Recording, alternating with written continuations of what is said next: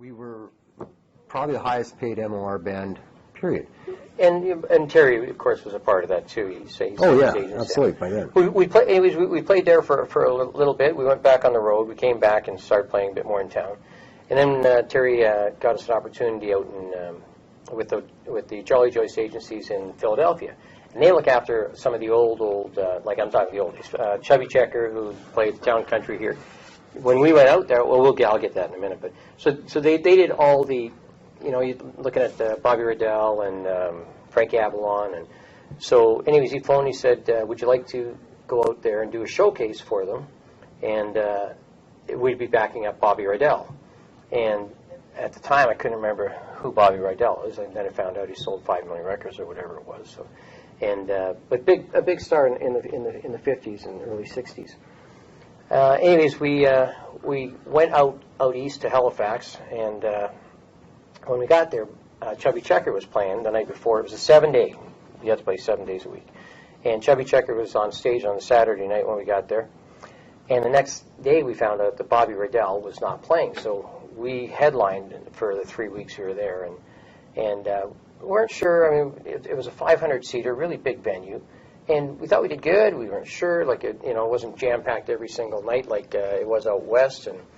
And when we got back, we kind of weren't.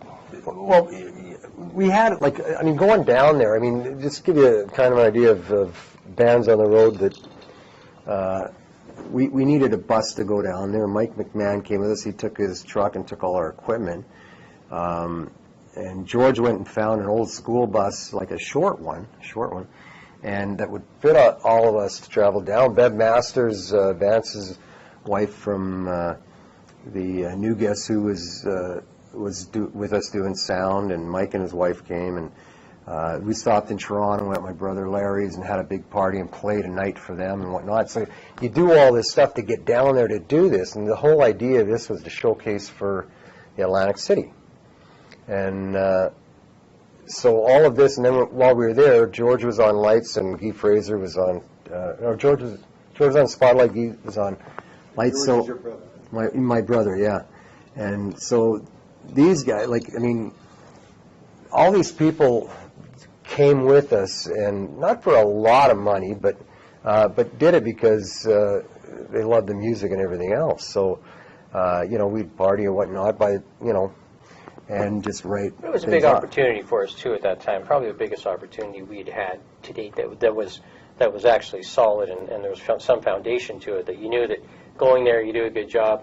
There's an opportunity to go to the States for some, like Tim said, the Atlantic City job was open, but also, I mean, working with the Jolly Joyce agency. I know it sounds funny, but it was a big agency in Philadelphia, and we got back here, and we did.